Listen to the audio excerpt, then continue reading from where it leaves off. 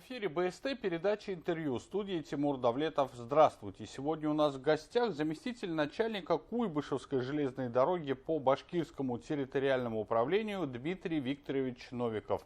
Дмитрий Викторович, я вас приветствую. Здравствуйте. Ну и сегодня у нас замечательный повод для того, чтобы собраться, поговорить с вами. Это в преддверии Дня работников железнодорожного транспорта, с чем я вас, собственно, и поздравляю. Спасибо. Ну и раз уж вы сегодня пришли к нам в студию, давайте начнем, собственно, с самой железной дороги у нас в Башкирии. Ну, история железной дороги в Башкирии идет с 19 века. В 1888 году, 8 сентября, первый поезд из 3 вагонов прибыл на станцию Уфа, и министр путей сообщения России тогда, Российской империи, Пассиет Константин Николаевич, поднял флаг, железнодорожный флаг на станции Уфа, символизируя о том, что железная дорога Самара-Уфимская начала свою деятельность. Уже через 2 года, в 1890 году, железная дорога от станции Уфа дотянулась до города Златоуст. Это еще плюс 330 километров. Всего за 2 года. И стала именоваться Самара-Златоустовская железная дорога. В Уфе было управление железной дороги, которое осуществляло свою деятельность до 1893 года. Ну, далее железные дороги тянулись на восток, соответственно, их конфигурация менялась, управление железной дороги переносилось, а вот железная дорога здесь, как таковая, была с 1949 года по 1959 год. Это вот конкретно Уфимская. Потом постановлением правительства нашего государства была преобразована в Куйбышевскую железную дорогу, в состав которой она вошла, еще Оренбургская дорога. То есть история довольно богатая. Значит, и Николай II здесь был в 1904 году, царь наш. И, значит, в разное время Владимир Ильич Ленин здесь на Уфимском вокзале был. Писатель Гашек такой известный, Колчак и так далее. Хрущев тоже посещал Уфу по железной дороге. Значит, ну, железная дорога развивалась, и сейчас это один из крупнейших узлов на территории нашей страны. В состав Башкирского территориального управления входит 89 раздельных пунктов, 69 станций, из них 40 станций открыты для грузовых операций. Мы обслуживаем 795 промышленных предприятий Республики Башкортостан. Значит, очень большая сеть пассажирских обустройств, то есть, 45 предприятий железнодорожных, крупный железнодорожный центр. Ну, безопасность в приоритете, это безусловно, да, мне кажется. Как она обеспечивается? Безопасность, она закреплена нормативными документами компании РЖД, то есть она контролируется на всех уровнях, и основной показатель, который характеризует состояние безопасности, это так называемая функциональная безопасность. Могу доложить, что на территории Башкирского территориального управления этот показатель выполняется. За первые полугодие к уровню 2025 года он снижен на 37%, это очень хороший результат. И к целевому значению он снижен на 46%. То есть мы выполняем. Еще необходимо отметить, что травматизм, непроизводственный травматизм, это граждане на железной дороге, тоже за первые полугодие 2026 года снижен на 46%. То есть цифры, они в принципе очень хорошие. Ну вот в преддверии вашего профессионального праздника, наверное, хотели бы, можете подвести какие-то итоги полугодия за 2026 год? Бюджетные показатели все выполняются, которые заданы правлением компании. Наш основной показатель – это перевозка грузов.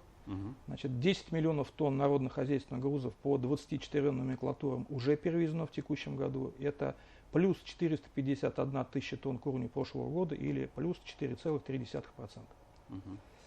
Если говорить о пассажирах, то перевезено более 3 миллионов пассажиров. Это с ростом на 3% к уровню прошлого года. Из них около 400 тысяч это пассажиры в дальнем следовании, и 2 миллиона 600 это пассажиры пригородного движения.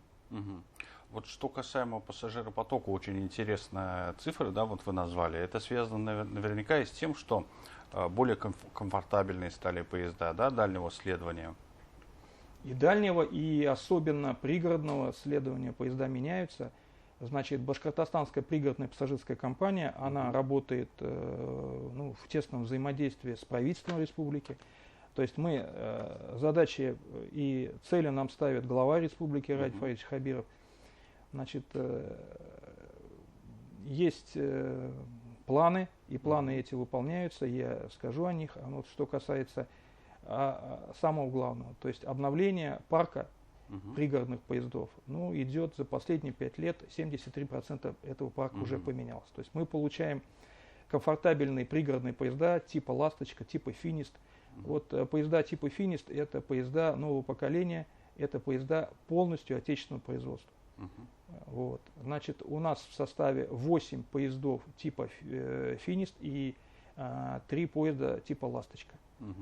Еще раз повторюсь, парк обновляется, мы планово это делаем, поэтому пассажир, как говорится, голосует ногами, он к нам идет. Поэтому мы имеем динамику положительную. Очень интересный вопрос, на мой взгляд. Что касается экологической повестки, да, она тоже становится все более обсуждаемой и немаловажной.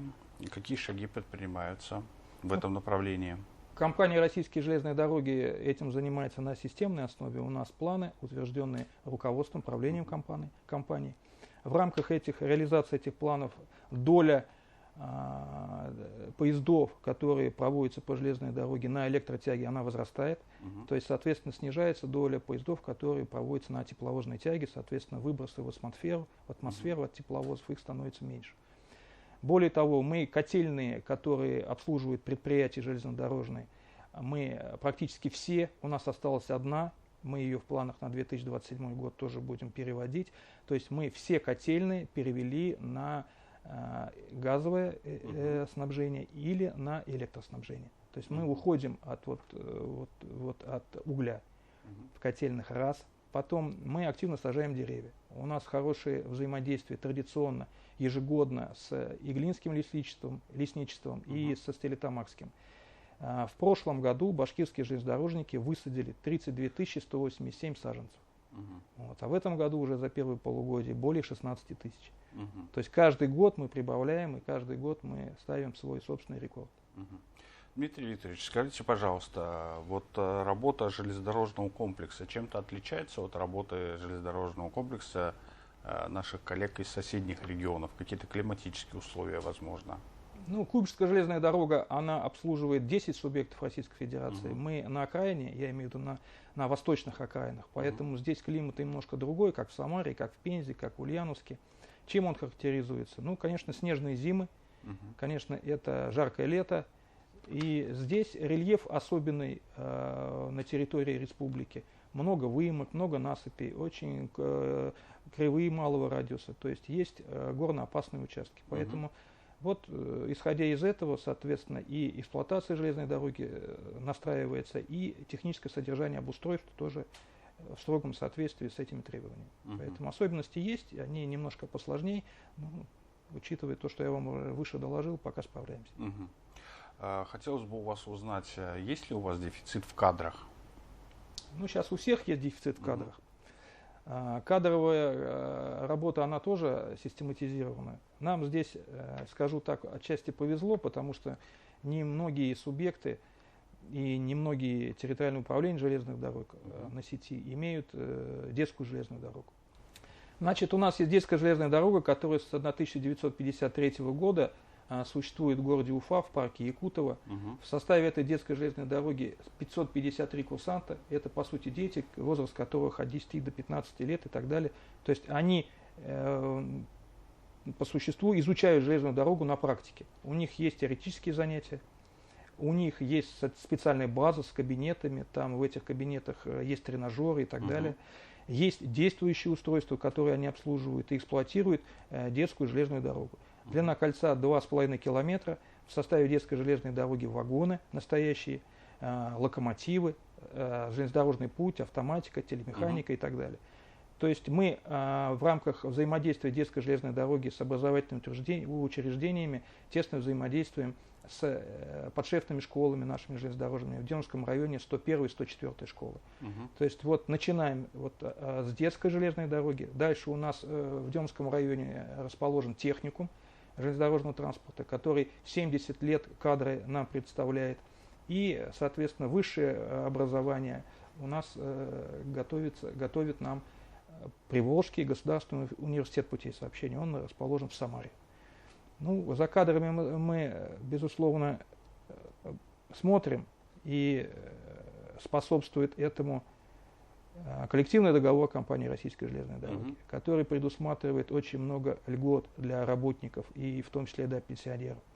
У нас есть свои собственные железнодорожные поликлиники, которые обслуживаются наши работники. А коллектив Башкирского территориального управления, я не сказал, он более 10 тысяч человек. Вот. У нас есть детские оздоровительные лагеря, то есть наши работники своих детей могут и направляют на отдых в детские лагеря. У нас один детский лагерь в черте города Уфы, в пригороде, в Юматово, это имени Юрия Гагарина, и один в Стерлитамаке, в пригороде, имени Константина Заслонова. То есть это полностью на содержании компании «Российские железные дороги», Куйбышевская железная дорога. Мы здесь их содержим, эксплуатируем. 1500 детей в 2025 году было там, отдохнули и оздоровили. Это плюс ко всему льготная ипотека, которая для молодых наших семей, для молодых работников тоже компания представляет. Это пенсионный фонд благосостояния, который тесно с нами взаимодействует, и тоже очень хорошие условия можно заработать до выхода на пенсию.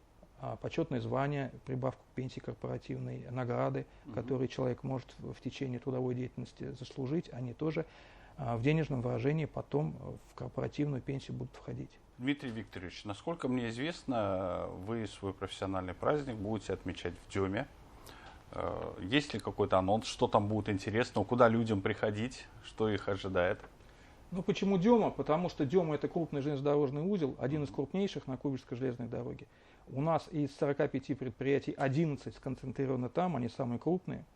То есть традиционно Дема считается районом железнодорожников, поэтому мы очень тесные связи имеем и с городом Уфа, нас поддерживают, и особенно Демский район города Уфы. Поэтому отмечать мы будем в парке культуры и отдыха Демского района. Еще раз повторю, традиция, она десятилетиями идет. То есть надо отметить, что 97 наград будет наших коллег, будут награждаться. Разного уровня награды, в том числе 16 главы республики, 25 от города Уфы, 15 от Министерства транспорта и дорожного хозяйства Республики Башкортостан, 20 корпоративные награды. То есть торжественная часть, большой концерт будет развлекательная программа. Ну и вечером мы планируем для молодежи организовать дискотеку. Будет интересно и очень весело, всех приглашаем. Это будет в 11 часов 1 августа. Ну и в завершении разговора хотелось бы, наверное, услышать несколько слов пожеланий для ваших коллег, для работников железнодорожной индустрии. Ну, пожелание одно: трудовых успехов, мира, здоровья, ну и всего самого доброго, хорошего. Ну что ж, спасибо большое, что пришли к нам в студию, ответили на наши вопросы. Мне же остается только добавить, что у нас в гостях был Дмитрий Новиков, это заместитель начальника Куйбышевской железной дороги по Башкирскому территориальному управлению. Я с вами прощаюсь, но вы не переключайтесь и оставайтесь на телеканале БСТ.